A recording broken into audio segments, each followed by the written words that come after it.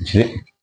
దేవుని ఘనమైన పరిశుద్ధ నామముకే మహిమ కలుగును గాక. దేవుని యొక్క మహాకృపను బట్టి గత కాలం అంతా కూడా దేవుడు కాచి కాపాడి ఆయన రెక్కల దాచి మరొక రోజు ఆయన సందర్భం గడపడానికి ఆయన ఇచ్చిన ఈ మంచి సమయాన్ని బట్టి ఆయన నామముకే మహిమ కలుగును గాక. చిన్న ప్రార్థన చేసుకుని వాక్య భాగంలోకి వెళ్దాం. స్తోత్రం నాయన మహాపరిశుద్ధ దేవ, మీకే వందనాలు, స్తోత్రాలు. అయ్యా, మహిమకు ఘనతకు అర్హుడు నీవే, పాత్రుడు నీవే, స్తోత్రాలు నీవే, చారుడు నీవే, దేవదేవుడు నీవే, జీవం గల దేవుడు నీవే నాయన. మీకు స్తోత్రాలు ఇష్టం తండ్రి, మీకు వందనాలు. దేవదేవుడా, మీకే స్తోత్రాలు ఇష్టం. మీ కృప, మీ దయ మమ్మించండి, మీ ఆత్మ అభిషేకం మమ్మించండి, మీ సన్నిధి మాకు తోడుగా ఉంచి అయా మీకు స్తోత్రాలు. మీ కృప కలిగి హస్తానికి ప్రభావ అయా తండ్రి నాన్న అయా మన చేతులు అప్పగించుకునిచుండగా ప్రభావ మమ్మల్ని దీవించి ఆశించి సహాయం తెచ్చి కృపతను వదిలి చేసి మీరే మహిమ పొందమని యేసునామములో నడిచినాం తండ్రి, ఆమేన్. మంచిది. దేవుని ఘనమైన పరిశుద్ధ నామముకే మహిమ కలుగును గాక. వాక్యం వినుచున్న చూస్తున్న మీ అందరికీ కూడా ప్రభువైన యేసుక్రీస్తు నామములో వందనములు, శుభములు తెలియజేస్తున్నాను. నేటి దినాన సమూయేలు గ్రంథం 14వ అధ్యాయాన్ని మనం ధ్యానం చేసుకున్నాం. ఈరోజు 15వ అధ్యాయాన్ని మనం ధ్యానం చేసుకున్నాం. 15వ అధ్యాయము మొదటి రోజున మనం చూసినట్లయితే, ఒకానొక దినమున సమూయేలు సౌలును పిలిచి, యెహోవా ఇశ్రాయేలుకు తన జనుల మీద నిన్ను రాజుగా అభిషేకించుటకై నన్ను పంపెను. యెహోవా మాట వినుము. సైన్యములకు అధిపతియు యెహోవా సెలవిచ్చినదేమనగా, అమాలేకీయులు ఇశ్రాయేలుకు చేసినది నాకు జ్ఞాపకమే. వారు ఐగుప్తులో నుండి రాగానే అమాలేకీయులు వారికి విరోధులై యెహోవా మార్గమందు వారి మీదకి వచ్చిరి కదా. వారికి నీవు పోయి వారిని కరికరింపక అమాలేకీయులను హతం చేయము. పురుషులనేమి, స్త్రీలనేమి, బాలులనేమి, పసిపిల్లలనేమి, ఎద్దులనేమి, గొర్రెలనేమి, ఒంటెలనేమి, గార్ధబములనేమి అన్నిటినీ హతము చేసి వారికి కలిగినదంతా బొత్తిగా పాడు చేసి అమాలేకీయులను నిర్మూలం చేయమని చెప్పాను. అంతటా దేవుడు మరలా సమూయేలు గారు వచ్చి అంటున్నాడు అన్నమాట. సమూయేలు గారు వచ్చి చెబుతూ మాట్లాడుతున్నాడు. సౌలు దగ్గరికి వచ్చి ఆయన చెబుతా, సౌలు దగ్గర మాట్లాడతా, ఒకానొకప్పుడు నేను వచ్చి బలి అర్పిస్తానంటే నువ్వు అర్పించవు, ఇప్పుడైనా ఈ మాటైనా విను అన్నట్లుగా అని చెప్పి, అమాలేకీయుల సంగతి నీకు తెలుసు కదా, వాళ్ళు ఐగుప్తు నుండి ఇశ్రాయేలు ప్రజలు వచ్చేటప్పుడు వారు చాలా ఇబ్బంది పెట్టారు. నిష్కారణంగా వారి మీద యుద్ధానికి వచ్చారు. ఆ అమాలేకీయుల మీద యుద్ధానికి వచ్చినప్పుడే మోషే, అహరోన్లు, హూరులు ముగ్గురు కూడా కొండ మీద ఎక్కి వాళ్ళు ప్రార్థన చేస్తున్నారు. యెహోషువ యుద్ధం చేస్తున్నాడు. కొండ మీద ఎక్కి అలా ప్రార్థన చేసినంత సేపు కూడా ఇశ్రాయేలు గెలుస్తున్నారు. ఆ చేతులు ఎత్తినంత సేపు కూడా ఇశ్రాయేలు గెలిచిన, చేతులు దింపగానే అమాలేకీయులు గెలిచారు. ఆ రోజు దినమంతా కూడా హూరు, అహరోన్లు మోషేని చేతులను ఆదుకొని చేతుల కింద తెక్కకుండా ఆ రోజు ప్రార్థన చేసిన సందర్భం అనేది నిర్గమాకాండం 18వ అధ్యాయంలో మనం చూడగలుగుతాం. అయితే అదే సంఘటన ఇప్పుడు జ్ఞాపకం చేసుకుంటూ సమూయేలు చెప్తున్నాడు అనమాట సౌలు దగ్గరికి వచ్చి, అమాలేకీయులు చేసిందంతా నీకు తెలుసు. వాళ్ళు నిష్కారణంగా నీ ప్రజల మీదకి వచ్చి చాలా విరోధంగా వాళ్ళు చేశారు.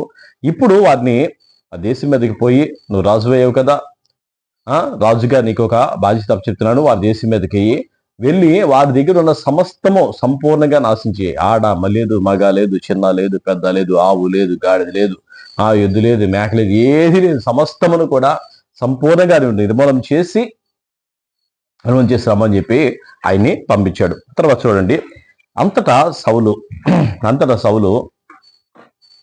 జనులను పోగు చేసి తేలాయీములో వారిని లెక్క పెట్టగా కానుబలము 2,00,000 మంది, యోధావారు 10,000 మంది ఉండిరి. అప్పుడు సౌలు అమాలేకీయుల పట్టణములలో ఒకదానికి వచ్చి లోయలో పొంచి ఉండి, ఇశ్రాయేలు ఐగుప్తులో నుండి వచ్చినప్పుడు మీరు వారికి ఉపకారం చేసిరి గనుక అమాలేకీయులతో కూడా నేను మిమ్మను నాశనం చేయకుండా ఉండునట్లుగా వారిలో నుండి బయలుదేరిపోవుడని కేనీయులకు వర్తమానం పంపగా, కేనీయులు అమాలేకీయుల్లో నుండి వెళ్ళిపోయిరి. తరువాత సౌలు అమాలేకీయులను హవీలా నుండి ఐగుప్తు దేశ మార్గంలో ఉన్న షూరు వరకు తరిమి హతము చేసి, అమాలేకీయుల రాజైన అగగును ప్రాణముతో పట్టుకొని జనులందరినీ కత్తి చేత నిర్మూలన చేసెను. సౌలును జనులను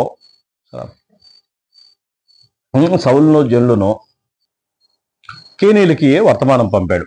కేనీయులకి వర్తమానం పంపినప్పుడు కేనీయులు వారి మధ్యలో వెళ్ళిపోయారు. ఈ కేనీయుల వంశంలో వాళ్ళే న్యాయాధిపతుల గ్రంథంలో మనం చూడగలుగుతాం. ఈ న్యాయాధిపతుల గ్రంథంలో సిసేరాని చంపడానికి వెళ్ళింది కేనీయులు వారే వచ్చి కేనీయులు వారు సహాయం చేశారు. సిసెరాని చంపింది ఒక పలుగు పెట్టి ఆ తలలో గుచ్చేలాగా, తలలోకి వెళ్ళేలాగా చంపింది ఆ కేనీలే. వారు మాకు సహాయం చేశారు, మీరు వారి మధ్యలోండి వెళ్ళిపోమన్నప్పుడు వారు అలాగే అక్కడ నుండి వెళ్ళిపోయారు. తర్వాత సౌలు 7వ వచనంలో, తర్వాత సౌలు అమాలేకీయులను హవీలా నుండి ఐగుప్తు మార్గమున ఉన్న షూరు వరకు తరిమి హతము చేసి అమాలేకీయుల రాజైన అగగును ప్రాణముతో పట్టుకొని జనులందరినీ కత్తివాత హతము చేసి నిర్మూలం చేశాను. సౌలును జనుడును కూడి అగగును గొర్రెల్లోనూ ఎడ్లల్లోనూ కొవ్విన ఎడ్లను మొదలైన వాటిలోనూ మంచి వాటిని నిర్మూలం చేయక కడగా నుంచి పనికి రాని నీచ పశువులన్నిటినీ నిర్మూలం చేసిరి. అప్పుడు యెహోవా వాక్కు సమూయేలుకు ప్రత్యక్షమై ఇలాగ సెలవిచ్చెను, సౌలు నన్ను అనుసరింపక వెనక తీసి నా ఆజ్ఞలు గైకొనకపోయెను గనుక అతనిని రాజుగా నిర్ణయించినందుకు నేను పశ్చాత్తాపడుచున్నాను. అందుకు సమూయేలు కోపావేశుడై రాత్రంతా యెహోవాకు మొరపెట్టుచుండెను. ఉదయమున సమూయేలు లేచి సౌలును ఎదుర్కొనకపోగా సౌలు కర్మేలునకు వచ్చి అక్కడ జయసూచకమైన శిలను నిలిపి తిరిగి గిల్గాలులకు పోయినన్న సమాచారం వినెను. తరువాత అతడు సౌలు వద్దకు రాగా సౌలు యెహోవా వలన నీకు ఆశీర్వాదం కలుగునుగాక, యెహోవా ఆజ్ఞను నేను నెరవేర్చితిననగా సమూయేలు అలాగైతే నాకు వినబడుచున్న గొర్రెల అరుపులను ఎడ్ల రంకెలను ఎక్కడివి అని అడిగాను. అందుకు సౌలు అమాలేకీయుల యొద్ద నుండి జనులు వాటిని తీసుకుని వచ్చిరి. నీ దేవుడైన యెహోవాకు బలర్పించుటకు జనులు గొర్రెల్లోనూ ఎడ్లల్లోనూ మంచి వాటిని ఉండనిచ్చిరి. మిగిలిన వాటినన్నిటినీ మీరు నిర్మూలం చేసితిమి అనగా సమూయేలు నీవు మాట్లాడ పని లేదు, యెహోవా రాత్రి నాతో సెలవిచ్చిన మాట నీకు తెలియజేతును వినమనగా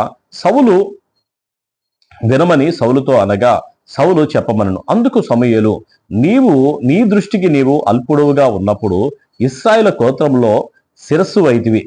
యెహోవా నిన్ను ఇశ్రాయేలు మీద రాజుగా అభిషేకించెను.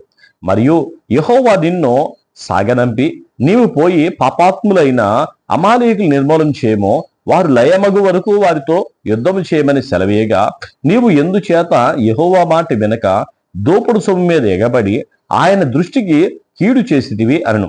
అందుకు సౌలు ఆ మాట అనవద్దు, నేను యెహోవా మాట విని యెహోవా నన్ను పంపిన మార్గమున పోయి అమాలేకీయుల రాజైన అగగును తీసుకుని వచ్చి తిని, కానీ అమాలేకీయులను నిర్మూలం చేసి తిని. అయితే గిల్గాల్లో నీ దేవుడైన యెహోవాకు బలి అర్పించుటకై జనులు శపితములకు గొర్రెల్లోనూ ఎడ్లల్లోనూ ముఖ్యమైన వాటిని తీసుకొనుచున్నారని సమూయేలుతో అనను. అందుకు సమూయేలు తాను సెలవిచ్చిన ఆజ్ఞను ఒకడు గైకొనుట వలన యెహోవా సంతోషించినట్లుగా ఒకడు దహన బలుడును అర్పించే వలన ఆయన సంతోషించునా? ఆలోచించుము, బలులు అర్పించుట కంటే ఆజ్ఞను గైకొనుటయు పొట్టేళ్లు అర్పించుట కంటే మాట వినుటయు శ్రేష్టము. తిరుగుబాటు చేయుట సోది చెప్పుటయను పాపముతో సమానం. మూర్ఖతను అగపరచుట మాయా విగ్రహమును గృహదేవతలు పూజించుటతో సమానం. యెహోవా ఆజ్ఞను నీవు విసర్జించిదివి గనుక నీవు రాజుగా ఉండకుండా ఆయన నిన్ను విసర్జించెను అనగా సౌలు జనులకు జడిసి వారి మాట వినినందున నేను యెహోవా ఆజ్ఞను నీ మాటలను మీరి పాపము తెచ్చుకొంటిని. కావున నీవు నా పాపమును పరిహరించి నేను యెహోవాకు మొక్కునట్లు నాతో కూడా తిరిగి రమ్మని సమూయేలును వేడుకొనెను. అందుకు సమూయేలు నీతో కూడా నేను తిరిగి రాను, నీవు యెహోవా ఆజ్ఞను మీరితివి గనుక ఇశ్రాయేలు మీద రాజుగా ఉండకుండా యెహోవా నిన్ను విసర్జించినని చెప్పి వెళ్ళిపోవాలని తిరగగా సౌలు అతని దుప్పటి చెంగు పట్టినందున అది చిరిగెను. అప్పుడు సమూయేలు అతనితో ఇట్లనెను, నేడు యెహోవా ఇశ్రాయేలు రాజ్యమును నీ చేతిలోండి లాగివేసి నీకంటే ఉత్తముడును నీ పొరుగువానికి దాన్ని అప్పగించి ఉన్నాడు. మరియు ఇశ్రాయేలుకు ఆధారమైన వాడు నరుడు కాడు, ఆయన అబద్ధమాడు, పశ్చాత్తాపడడు. అందుకు సౌలు నేను పాపం చేసి తిని అయినను నా జనుల పెద్దల ఎదుట ఇశ్రాయేలు ఎదుట నన్ను గణపరిచిన యెహోవాకు మొక్కుటకై నేను పోగా నాతో కూడా రమ్మని అతన్ని వేడుకొనినందున సమూయేలు తిరిగి సౌలు వెంట వెళ్ళెను. సౌలు యెహోవాకు మొక్కిన తరువాత సమూయేలు అమాలేకుల రాజైన అగగును నా దగ్గరకు తీసుకొని రండి అని చెప్పాను. అగగు సంతోషముగా అతని దగ్గరికి వచ్చి మరణశ్రమ నాకు గడిచిపోయేనే అని చెప్పగా, సమూయేలు నీ కత్తి స్త్రీలలో సంతు లేకుండా చేసినట్లు నీ తల్లికిని స్త్రీలలో సంతు లేకపోనని అతనితో చెప్పి గిల్గాల్లో యెహోవా సన్నిధిని అగగును తుత్తునీయులుగా నరికెను.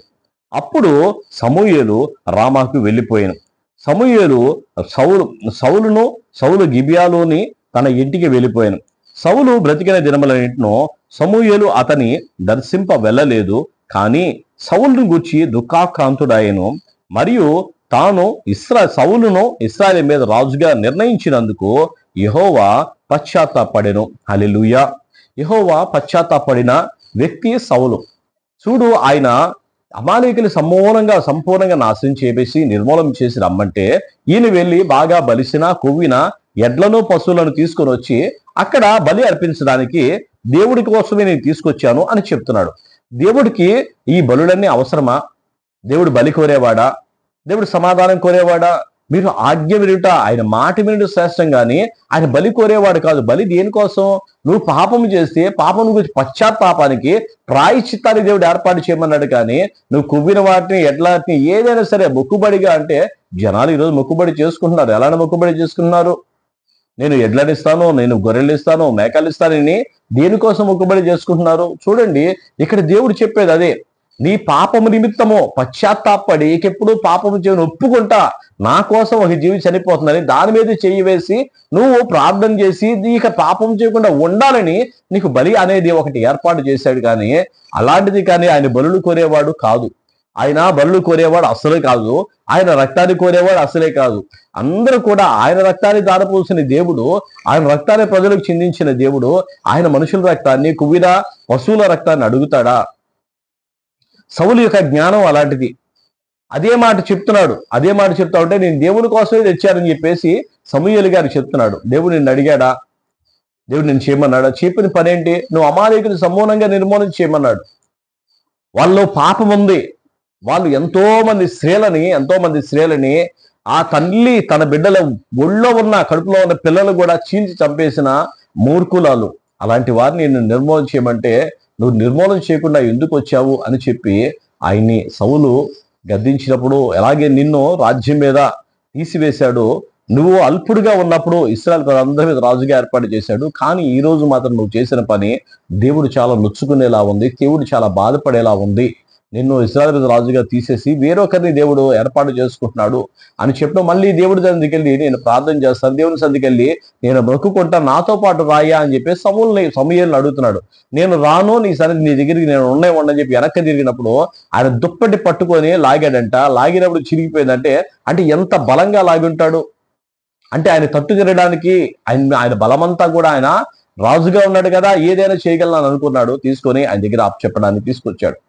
అదే సమయంలో ఇక దేవుడు కూడా ఆయన చూసి పశ్చాత్తాపడంట. అదే విషయంలో మనల్ని చూసుకుని ఎప్పుడు దేవుడు పశ్చాత్తాపడకూడదు. మనకి దేవుడు ఇచ్చిన ఏదైనా సరే దేవుడు చెప్పినట్లుగా దేవుడి కోసం ఉపయోగపడితే, దేవుడు చెప్పినట్లుగా మన జీవితం దేవుడు మెచ్చుకునేలా ఉంటే ఆయన ఆనందిస్తాడు. ఆయన మెచ్చుకునేలా ఉంటే దానివల్ల చాలా ఇబ్బందులు అనేవి మనకు ఎదురవుతాయి. దేవుడు ఎప్పుడు కూడా మనం విడిచిపోకూడదు. దేవుని సదులు ఎప్పుడు కూడా మనం ఆనందంగానే సంతోషంగానే ఉండాలి. దేవుడి మాటలు దీవించి ఆశ్రయించను గాక. దేవుని కృప మనకి తోడే ఉండి నడిపించను గాక. ప్రార్థన చేసుకుందాం. స్తోత్రం నాయన, మహాపరిశుద్ధుడైన దేవ, మీకే వందనాలు, స్తోత్రాలు. అయ్యా వాక్యమైన దేవుడు నాయన, అయా తండ్రి, నా నరులు బలర్పించడం వల్ల నేను సంతోషించే దేవుడు కాదు నాయన. అయా మాట వినడం శ్రేష్టమని ప్రభావ మీరు సెలవిస్తుండగా మీ మాట విని ఆ ప్రకారంగా చేసే బుద్ధిని జ్ఞానాన్ని మాకు దయచేయండి. మా మంచి కోరికనే దేవుడు, మీరు కోరికనే దేవుడు, నా అటు కృపతో మమ్మల్ని పడి సహాయం నడిపించి మీరు మహిమ పొందమని యేసు నామములో అడుగుచున్నాం తండ్రి. ఆమేన్.